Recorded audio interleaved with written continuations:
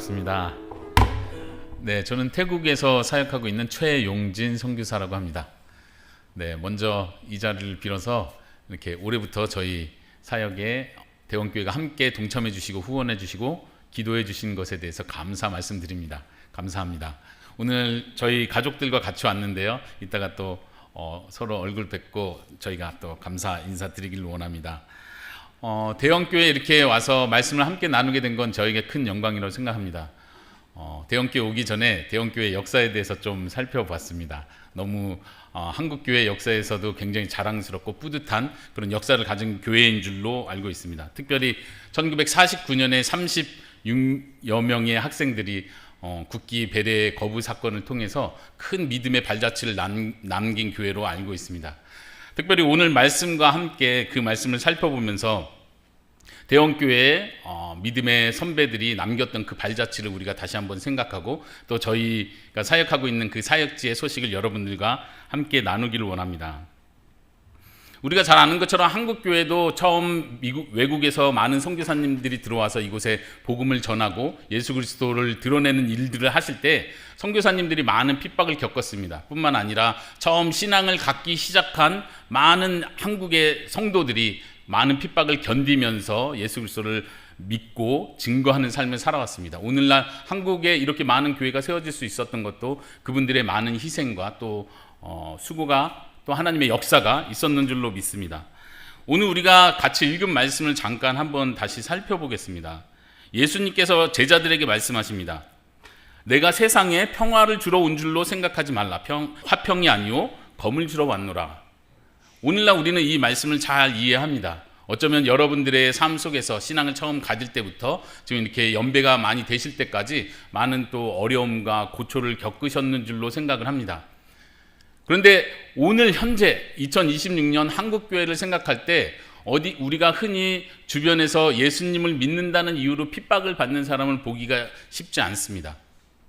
어쩌면 우리가 우리 자신의 신앙을 되돌아볼 때 예수님의 이 말씀이 좀 낯설게 느껴지고 오늘날 우리의 사정과는 좀 맞지 않다 생각이 들 정도로 좀 낯선 말씀이 될 수도 있을 것 같습니다. 예수님께서는 그런데 분명히 말씀하십니다. 내가 세상에 평화를 주러 온 것이 아니라 그 반대로 도리어 검을 주러 왔다고 말씀하십니다. 이 말씀이 무슨 뜻입니까? 단지 예수님 믿는 사람이 믿지 않는 사람들과 어떤 육체적인 싸움, 논쟁적 싸움을 한다는 뜻이 아니라 영적인 싸움을 예수님께서는 분명히 말씀하고 계십니다. 예수님을 주님으로 고백하고 예수님만을 따르겠다고 고백하고 내가 예수님만을 가장 사랑합니다라고 믿음 앞으로 나아올 때 거기에는 반드시 영적인 충돌이 생길 수밖에 없다는 걸 분명히 우리에게 가르쳐주고 있는 말씀이시죠. 저희 아버지도 목사님으로 계셨지만 아버지가 처음 예수님을 믿었을 때 아버지가 살던 그 시골 동네에서 쫓겨날 수밖에 없는 상황이었습니다. 어느 누구도 예수님을 믿지 않는 가운데 처음으로 예수님을 믿기 시작했기 때문에 그렇습니다. 저 같은 경우는 아버지의 덕을 많이 봤죠. 목사님의 자녀로 자랐고 또 어릴 적부터 선교사의 꿈을 꾸고 예수님을 위해서 살아야겠다고 생각했습니다. 제가 예수님 믿는 이유로 누군가에게 핍박을 받았던 적은 크게 없는 것 같습니다. 군대에서 좀 괴롭힘을 당하긴 했죠. 주일날 일 안 하고 교회를 가겠다 하니까 그것 때문에 좀 맞고 한 적은 있지만 사회생활하면서 그렇게 어려움을 겪지는 않았던 것 같습니다. 오늘날 우리의 삶은 어떻습니까? 여러분들의 삶은 어떻습니까?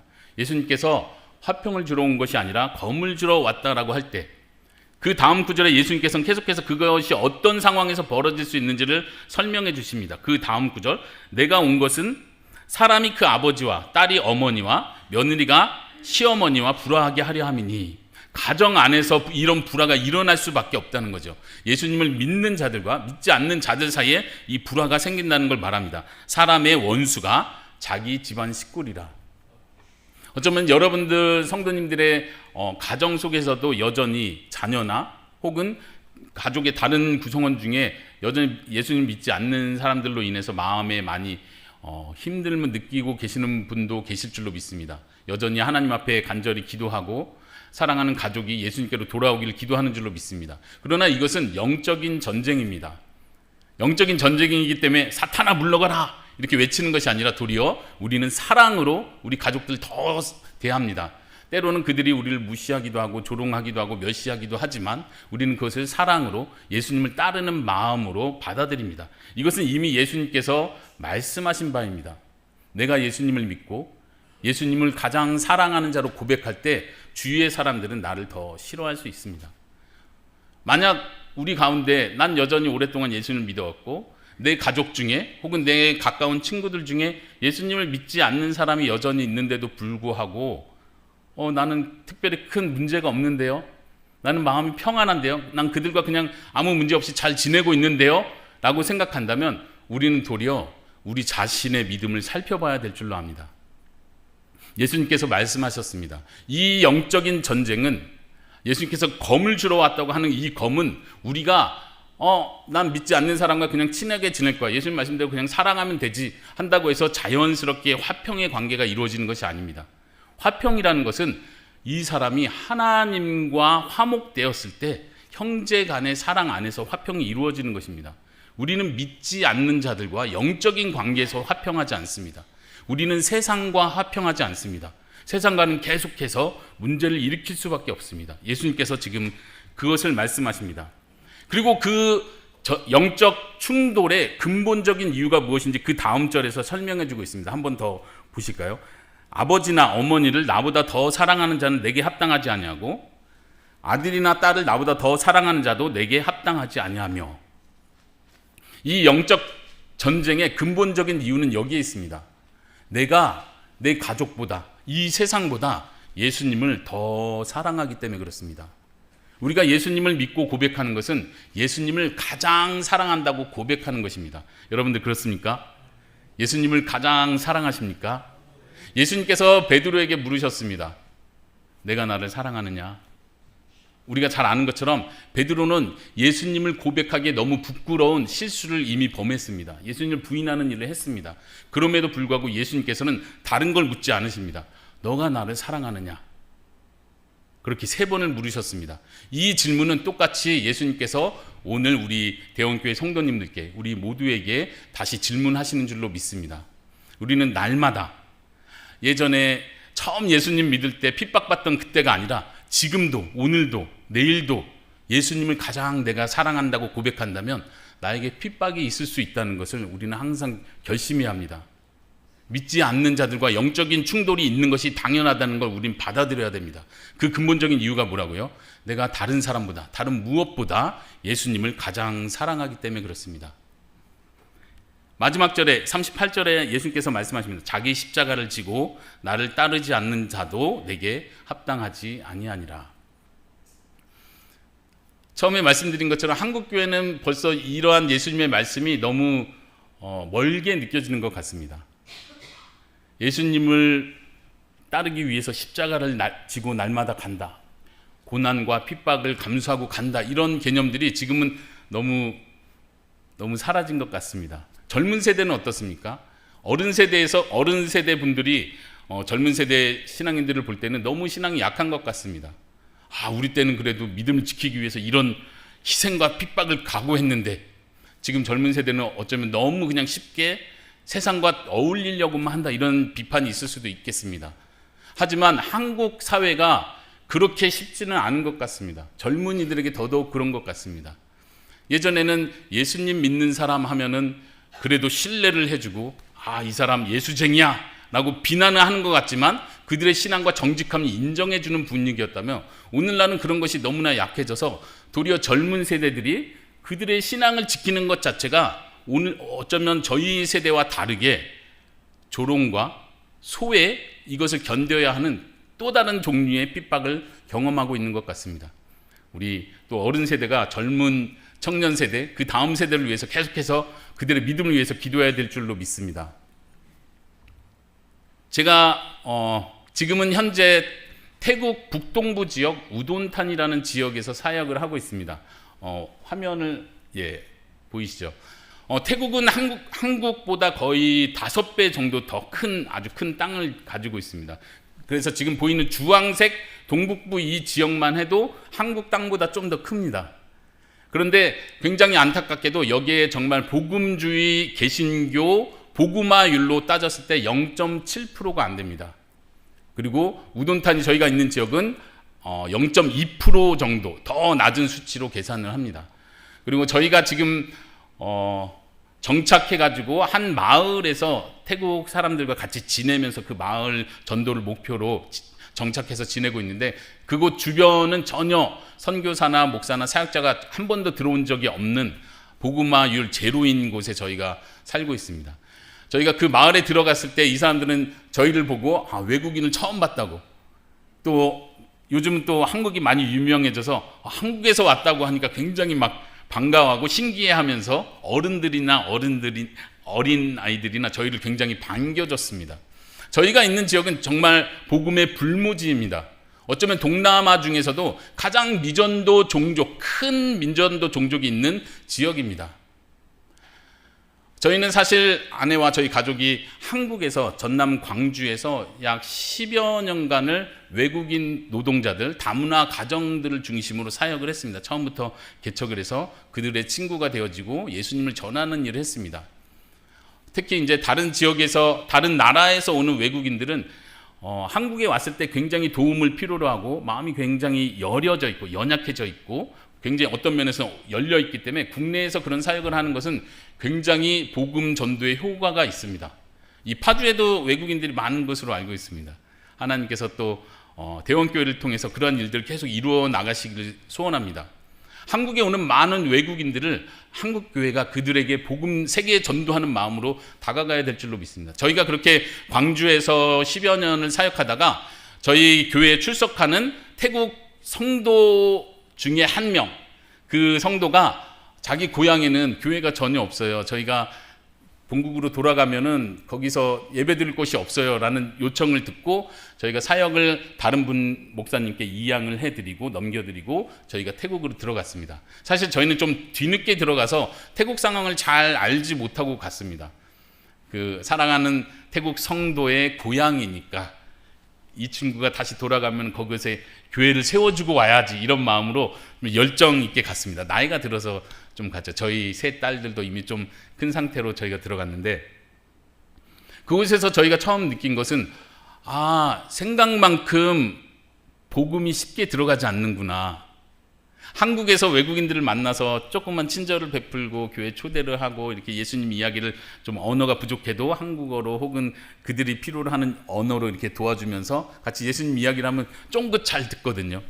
그리고 믿음을 고백하기도 하고. 근데 저희가 도리어 이제 태국 현지에 들어가니까 처음에는 그 마을 사람들이 저희를 반겨주고 기뻐하고 신기해하고 하다가 이제 시간이 1년, 2년 지나면 그 다음에는 이제 복음이 들어가야 되는데 예수님에 대해서도 이야기해주고 쪽복음을 통해서도 혹은 어떤 영상을 통해서도 또 아이들과 같이 지내고 재밌게 지내면서 예수님에 대한 이야기를 계속해서 반복적으로 들려주는데도 불구하고 진짜 믿음이 들어가는 건 전혀 별개의 문제라는 걸 저희가 알게 되었습니다. 아까 목사님께서 말씀하신 것처럼 대원교회에서도 또 다른 귀한 태국 선교사님을 계속해서 후원해 오고 계신 걸로 알고 있습니다. 또 저희가 개인적으로도 아는 아주 존경하는 선배 선교사님이시기도 하고요. 거기서 오랫동안 그렇게 사역하신 분들은 많은 태국 분들에게 좋은 영향력을 끼칩니다. 저희는 이제 후발주자로 뒤늦게 들어가서 이것이 복음 전하는 것이 정말 쉬운 일이 아니라는 걸 몸소 체험하고 있습니다. 특히 저희가 도시에서 선교하는 것이 아니라 시골 지역에, 전혀 외국인을 접하지 않은 시골 지역에 들어가다 보니까 여기 사람들이 기독교에 대해서도 처음 들어보고 예수님에 대해서도 들어본 적이 없고, 심지어는 우리가 전 세계적으로 크리스마스 잔치라고 하는 12월 25일이 되었을 때도 사람들이 이게 무슨 날인지를 몰라요. 어린이들에게 물어봤어요. 이게 무슨 날인지 아니? 그래서 저희가 저희 집에서 이렇게 크리스마스 트리도 하고 선물도 준비해서 사람들 초대해서 이렇게 물어보면 아이들이 정말로 이게 무슨 날인지 모르더라고요. 학교를 가요. 그냥 어른들은 직장을 가는 날이고 쉬는 날이 아닙니다. 그 정도로 그 마을에서 복음을 전한다는 일은 쉽지 않다는 걸 저희가 계속해서 느끼고 있습니다. 특별히 그럴 수밖에 없는 것은 태국의 분위기가, 한번 페이지 넘겨주시겠습니까? 저희가 지금 정착하고 지내고 있는 마을입니다. 이 마을에는 지금 600여 명의 사람들이 지금 살고 있는 작은 마을입니다. 한국으로 치면 한 동이라고 할 수 있겠죠. 시골 마을이긴 하지만 한국과는 좀 다르게 어린이들, 젊은이들, 청년들이 굉장히 많습니다.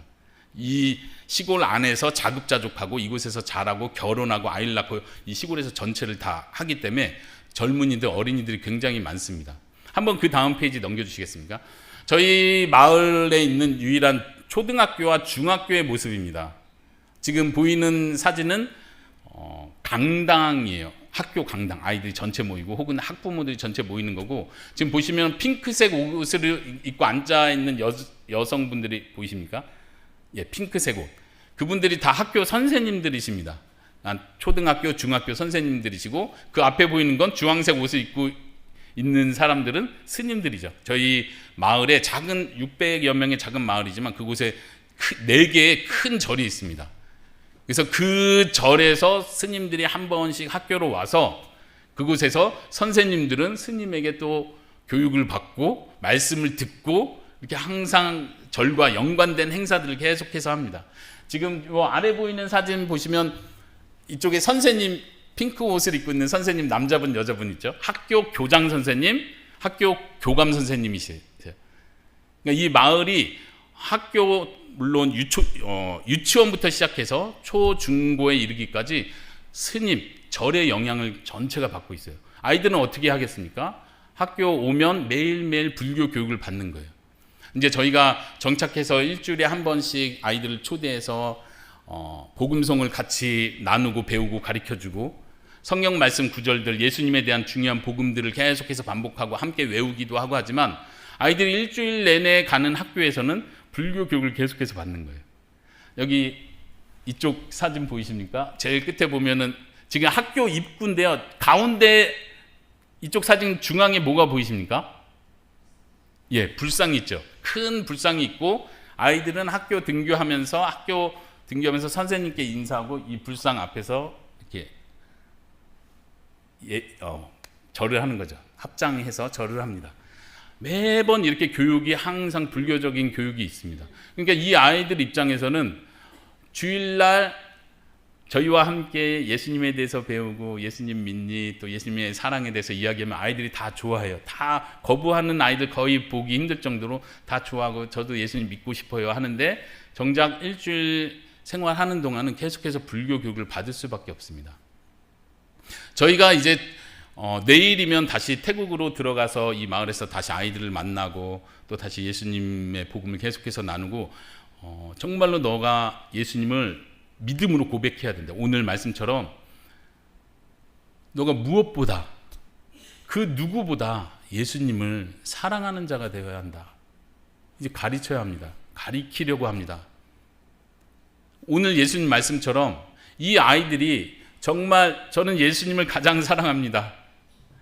내 부모보다 내 형제보다 나를 구원하시고 나를 위해서 십자가를 지신 예수님을 가장 사랑합니다라고 고백할 때 어떤 일이 일어날지를 상상하실 수 있겠습니까? 저희도 눈에 보듯 뻔합니다. 어떤 저희 한국에 있는 성도의 자녀 둘 쌍둥이가 있는데 이 친구들도 처음부터 엄마를 통해서 한국에 있는 엄마 성도를 통해서 복음을 듣고 저희를 통해서 또 복음을 듣고 한 번은 이렇게 말하는 목사님 이제 저희도 크리스찬이에요. 그러니까 이제 학교에서 절에 가서 무슨 행사할 때 저희는 이제 안 갈래요. 일주일에 한 번씩 꼭 절에 가서 어떤 행사를 하거든요. 저희는 안 가겠대요. 결국 여차여차해서 그 아이들을 저희가 같이 힘을 모아서 또 한국에 있는 몇몇 성도들의 도움을 받아서 시내에 있는 기독교 학교로 보내줬습니다. 그래서 지금도 거기 할아버지 할머니가 계속해서 시내로 아침마다 이렇게 등하교를 시키는 거예요. 그나마 이 두 아이는 혜택을 받는 거예요. 엄마가 한국에서 지원을 해주고 한국에서 돈을 보내서 국제학교가 아니라 기독교 학교 좀 등록금도 비싸고 한데 거기에 그래도 갈 수 있는 거예요. 다른 아이들은요. 저희 교회에 저희 집에서 지금은 예배를 드리고 있는데 매 주마다 30명에서 40여 명의 아이들이 옵니다. 말씀을 듣고 찬양을 부르고 또 함께 교제 시간 갖고 또 맛있는 것도 먹고 하니까 아이들이 계속해서 매주 옵니다. 근데 이 아이들을 볼 때마다 그런 마음이 드는 거예요. 하나님 이 아이들이 진짜 믿음을 갖기 원합니다. 그냥 예수님 좋아요가 아니라 정말 예수님이 나의 생명입니다. 예수님이 나를 위해서 목숨을 바치신 것처럼 나도 예수님을 위해서 살고 싶습니다. 정말 예수님을 사랑하는 자로 살기 원합니다. 이렇게 기도를 하죠.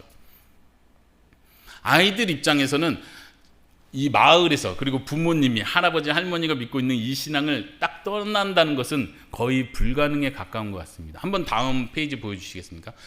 저희 아이들을 사역하는 장면이고요. 그 다음 페이지 또 부탁합니다. 여기 보면 두 아이를 소개해 드리고자 합니다.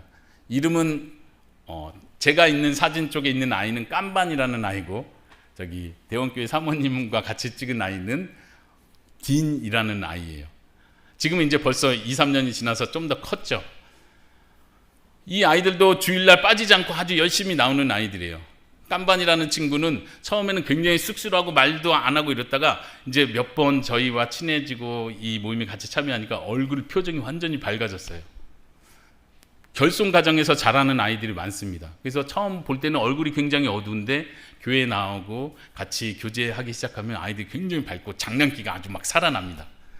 그런데 이 아이들에게 무슨 일이 있었냐면, 할머니가, 좀 병드신 할머니가 최근에 돌아가셨습니다. 그러면 어떤 일이 있냐면, 한번 다음 사진 보여주시겠습니까? 그 지금 본 깜반 아이의 할머니 집이에요. 그 할머니와 같이 살아요. 엄마 아빠가 지금 계시지 않고 할머니와 같이 사는데, 할머니가 돌아가시고 나니까 지금 보이는 것처럼 스님들이 그 집에 다 와서 장례 절차를 치릅니다. 모든 것이 스님들이 주도하고 스님들에게 공양을 바치는 패턴으로 장례가 치러집니다. 그리고 이제 마을 전체를 하면서 행렬 비슷하게 지금 보시면 끈을 가지고 있죠. 끈을 들고, 이게 행운과 기운을 주는 상징이기 때문에 이걸 들고 또 장례 절까지 모두가 행렬을 합니다. 지금 제일 끝에 보이는 사진은 절에서 찍은 사진이에요. 아까 보여드렸던 깐반과 딘이 지금 머리를 깎고 있습니다. 이건 어떤 의미냐면, 본인의 할아버지 할머니나 혹은 엄마 아빠가 돌아가셨다면 자녀들이 자기를 바치는 거예요. 절에 바치는 거예요. 스님에게 바치는 거예요. 그래서 자기를 바쳐서 공양을 한다는 개념이에요. 이것이 이제 부모나 할아버지 할머니에게 드릴 수 있는 최고의 공양으로 생각을 합니다. 그러니까 할머니가 돌아가셨으니까 할머니가 좋은 곳으로 가려면, 혹은 좋은 새로운 인생을, 윤회 사상을 믿기 때문에 새로운 인생을 살려면 자녀들이 자신을 바쳐야 된다고 생각하는 거예요. 오래 있지는 않았지만 며칠 있으면서 거기서 또 스님 교육을 받고 아이들이 이렇게 절에 들어가게 됩니다.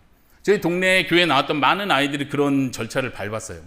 어느 날 머리를 딱 깎고 와요. 저희가 한국에 있는 동안도 한 까불이 친구가 화상통화를 저하고 하면서 자기 머리 깎은 사진을 보내주는 거예요.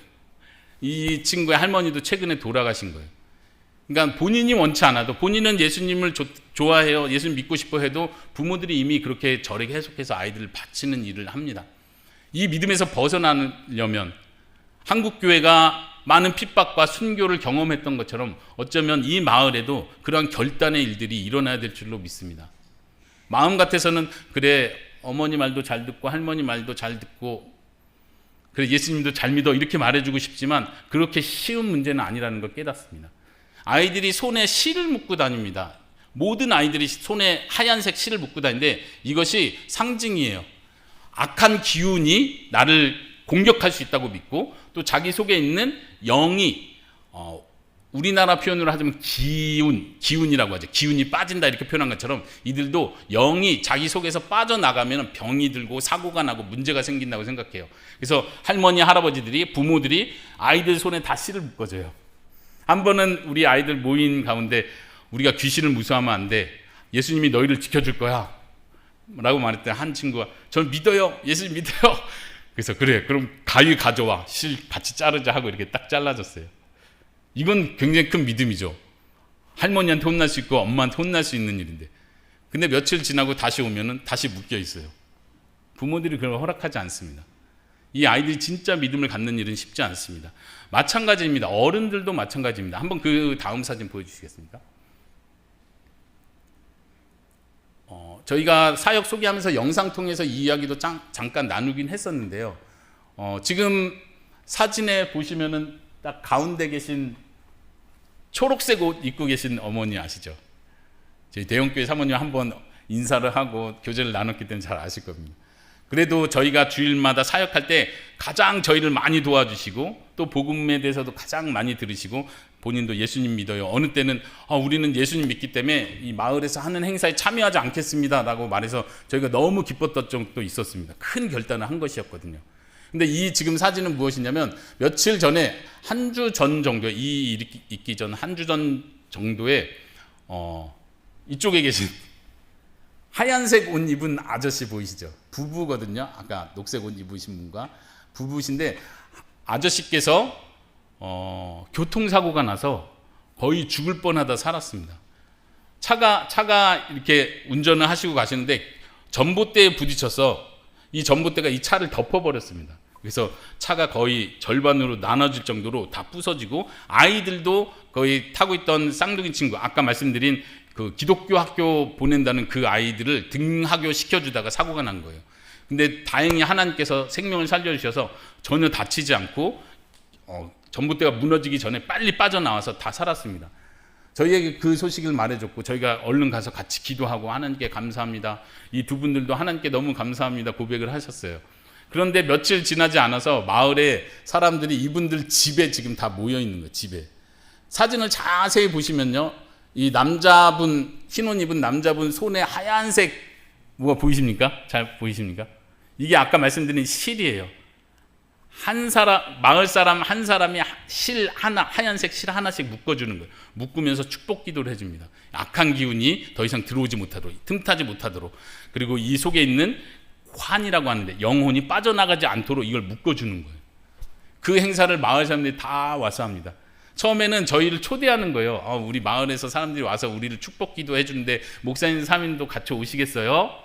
그래서 저희는 잘 모르고 근데 이거 좀 뭔가 아닌 것 같아요. 그래서 저희는 안 가겠습니다 하고 말씀드렸더니 그 다음에 페이스북에 이분이 사진을 이렇게 올리신 거예요. 이런 일이 있었다는 것을. 저희가 그걸 보고 굉장히 마음이 아팠습니다. 그래도 저희랑 가장 가까이 오랫동안 지내시고 저희를 많이 도와주시고 또 교회 어린이들 사역할 때도 적극적으로 희생적으로 도와주시는 분들인데, 이들이 예수님을 믿는다고 고백하지만 정작 마을에서 하는 모든 행사들은 절과 연관되어 있고 또 미신과 연관되어 있기 때문에 예수님을 진짜로 믿고 고백한다는 게 이들에겐 굉장히 어려운 일인 것 같습니다. 정말 한국교회는 어떻게 이렇게 믿음을 갖게 됐나 저는 신기할 정도입니다. 한국은 어떻게 이렇게 큰 믿음을 가졌는가, 그 핍박을 어떻게 견뎠는가 생각할 정도로. 지금 저희가 사역하는 이곳은 이제 시작인 것 같습니다. 저희가 이제 내일부터 들어가면은 이 마을에서 다시 정착하면서 다시 복음을 전하고 좀 더 적극적으로 복음을 전하게 됩니다. 저희가 이번에 선교사 비자를 받았기 때문에 정식으로 정부에서 인정하는 교회를 세울 수 있게 됐어요. 만약 이 마을, 작은 마을에, 절이 4개가 있는 작은 마을에 정식으로 교회 간판을 걸고 십자가를 단다면 어떤 일이 일어날까요? 한편으로는 굉장히 두렵기도 합니다. 지금까지 마을 사람들이 저희에게 친절히 대해줬고 통장님도 저희를 굉장히 많이 배려해 주기도 했는데 저희가 적극적으로 다른 우상을 섬겨서는 안 됩니다. 오직 예수님만이 우리의 구원자입니다. 다른 미신적인 행동은 해서는 안 됩니다. 정말 예수님을 믿는다면 예수님만을 사랑하셔야 됩니다 라고 말할 때 이것을 받아들이는 사람에게는 정말 순교의 각오가 아니면 예수님을 고백할 수 없습니다. 그런 면에서 저는 여러분들께 정말 기도의 부탁을 드리고 싶습니다. 지금도 이 땅에 수많은 사람들이 예수님을 믿는다는 이유로 핍박을 받고 있습니다. 저희 넉넉 마을뿐만 아니라 저희가 알지 못하는 많은 곳에 선교사님들이 가 계십니다. 선교의 통계를 보면요, 오늘날 선교 현장에서 전 세계적으로 핍박을 받고 있는 사람들을 조사하는 선교 단체가 있습니다. 그 선교 단체의 조사에 따르면 2026년도 보고에 약 3억 8,800만 명의 그리스도인들이 높은 수준의 박해와 차별을 경험하고 있다고 보고하고 있습니다. 정말 새로운 이야기죠. 한국에서는 상상할 수 없는 일인데 지금 2026년 통계로 전 세계적으로 3억 8천만 명이 넘는 사람들이 심한 박해를 받고 있다고 표현합니다. 북한뿐만 아니고요. 우리가 아는 많은 나라들뿐만 아니라 전 세계적으로 많은 사람들이 핍박을 받고 있습니다. 구체적으로 통계를 낸 것이 무엇이냐면 4,800명 이상이 신앙 때문에 살해를 당한답니다. 순교를 하고 있습니다. 1년에, 지금 1년 통계입니다. 1년에 4,800명이 순교를 당했고 1년에 4,700명의 이상의 사람들이 구금됐습니다. 감옥에 갇혔답니다. 그리고 3,600개 이상의 교회가 1년 통계로 교회가 공격을 당하고 불에 타기도 하고 공격을 당했다고 합니다. 이런 보고는 공식적으로 통계된 보고입니다. 그렇지 않은 사람들이 훨씬 더 많겠죠. 예수님께서 지금도 우리에게 이 땅에 말씀하고 계십니다. 내가 화평을 주러 온 것이 아니라 검을 주러 왔다. 지금도 세계 많은 곳에 전쟁이 일어나고 있습니다. 영적 전쟁이 일어나고 있습니다. 예수님을 더 사랑합니다. 내가 다른 사람이 아니라 예수님만을 사랑합니다. 베드로가 예수님께 고백했습니다. 예수님이 3번을 너가 나를 사랑하느냐 물었을 때 베드로가 고백하죠. 주님이 아십니다. 주님이 아십니다. 주님이 아시지요. 그때 예수님께서 뭐라고 답변하셨습니까? 그래, 잘했다. 나를 진짜 사랑하는구나. 그러니 이제부터 평안히 쉬거라. 이렇게 말씀하셨나요? 그렇지 않습니다. 예수님은 도리어 그 대답을 들으시고 베드로에게 너가 어떻게 죽어야 될 것인가에 대해서 말씀하십니다. 예수님을 따른다는 건 우리의 생명을 바치는 일입니다. 우리의 신앙이 혹은 안일해져 있진 않습니까?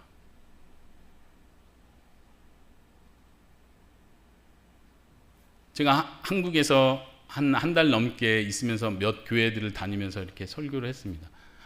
저를 가까이 잘 아시는 목사님들이 계속 하시는 질문이 그요. 왜 한국에서 잘 사역하시다가 태국을 가셨어요?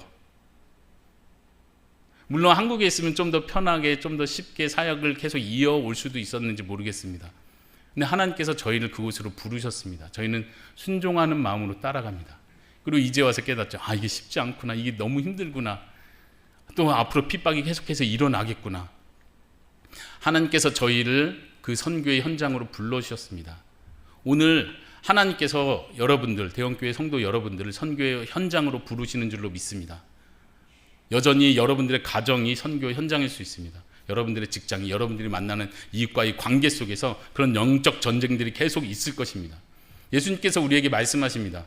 너희가 세상에서 환난을 당하나 담대하라. 내가 세상을 이기었노라. 아멘. 우리는 예수님께서 사단의 모든 세력을 완전히 꺾으셨는 줄로 믿습니다. 그리고 예수님의 나라가 다시 도래할 것을 우리는 믿고 고백합니다. 그날을 우리는 바라봅니다. 그러나 예수님이 오시는 그때까지 우리는 여전히 영적 전쟁 가운데 있다는 것을 잊어서는 안 됩니다. 예수님께서 승리하셨기 때문에 우리도 반드시 영적 싸움에서 승리할 줄로 믿습니다. 우리에게 필요한 건 믿음이고 예수님을 의지하며 끝까지 기도하며 나아가는 것인 줄로 믿습니다. 먼저는 저희를 위해서 기도해 주십시오. 저희도 대원교회 성도님들을 생각하며 같이 기도하도록 하겠습니다. 주님께서 우리를 불러주신 것, 하나님의 나라에 동참할 수 있도록 불러주신 그 영광에 감사드립니다. 제가 기도하고 말씀을 마치도록 하겠습니다. 살아계신 하나님 감사드립니다. 저희의 연약함과 부족함에도 불구하고 하나님께서 저희를 주의 백성 삼아주시고 하나님의 자녀 삼아주신 것을 감사합니다. 예수님께서 저희를 사랑하심으로 십자가를 지시고 또한 주 예수 그리스도를 믿고 고백하는 자에게 날마다 십자가를 지고 나를 따르라 말씀하셨습니다. 주님, 저희의 힘으로는 감당할 수 없습니다. 그러나 예수님께서 이미 세상을 이기셨고 또 우리에게 감당할 수 있는 능력과 성령을 부어주셨는 줄로 믿습니다.